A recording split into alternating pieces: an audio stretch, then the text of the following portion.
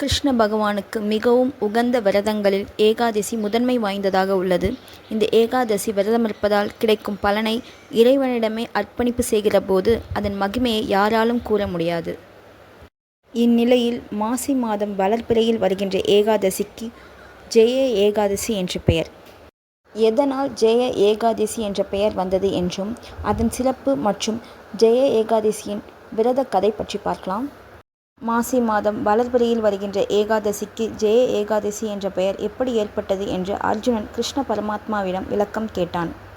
அதற்கு கிருஷ்ணரும் பதில் கூறுகையில், ஜெய என்றால் வெற்றி என்று அர்த்தமாகும். மாசி மாத வளர்பிறையில் வருகின்ற ஜெய ஏகாதசி தினத்தன்று முறையாக விரதமிருந்து வழிபட அவர்கள் குடும்பத்தில் ஆத்மாக்களாக இருப்பவைகளுக்கு விடுதலை கிடைக்கும் என்பதாலே வெற்றியை குறிக்கும் பெயர் ஏற்பட்டதாக தெரிவித்தார். ஜெய ஏகாதசி விரத கதை பற்றி பார்க்கலாம்.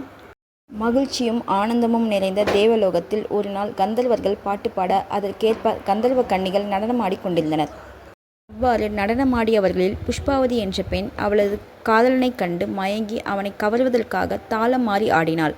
அதை கண்ட இந்திரன் நாட்டியத்தின் மாண்பை கெடுத்த புஷ்பாவதியையும் அவளது காதலனையும் பூத பிசாசு ரூபத்தில் வாழ்வீர்கள் என்று சாபமிட்டான். அதையடுத்து புஷ்பாவதியும் அவளது காதலனும் பூத பிசாசு வடிவில் பூலோகத்தில் வாழ்ந்தனர்.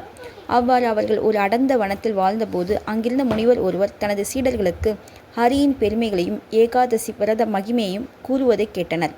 மாசி மாத வளர்பிறையில் வரும் ஏகாதசி அன்று விரதம் இருப்பவர்களுக்கு எத்தகைய சாபம் தோஷம் இருப்பினும் அவை நீங்கும் என்று முனிவர் சீடர்களிடம் கூறினார். அதை கேட்டு கொண்டிருந்த அந்த கந்தர்வ பெண்ணும் அவளது காதலனும் ஒரு மாசி மாத வளர்பிறையில் வந்த ஏகாதசி தினத்தன்று சாப்பிடாமல் விரதமிருந்து வேண்டினர். மறுநாள் பொழுது விடிந்தபோது அவர்கள் 2 பேரும் தங்கள் சாபம் நீக்கி பழைய வடிவை அடைந்தனர். அதன் பின்னர் அங்கிருந்து தேவலோகம் சென்ற அவர்கள் இந்திரனிடம் நடந்ததை கூறினர். ஜெய ஏகாதசி விரதம் இருப்பதால் பூத பிசாசு ரூபத்திலிருந்து விடுதலை கிடைக்கிறது. இந்த ஏகாதசி விரதத்தை யார் பக்தியுடன் கடைபிடிக்கிறாரோ அவர் 1000 ஆண்டு காலம் சொர்க்கத்தில் வசிக்கும் பாக்கியம் பெறுவர் என்று கிருஷ்ணர் கூறினார். இந்த ஜெய ஏகாதசி விரதத்தை மேற்கொண்டு மகாவிஷ்ணுவின் அருளை பெறுங்கள். நன்றி, வணக்கம்.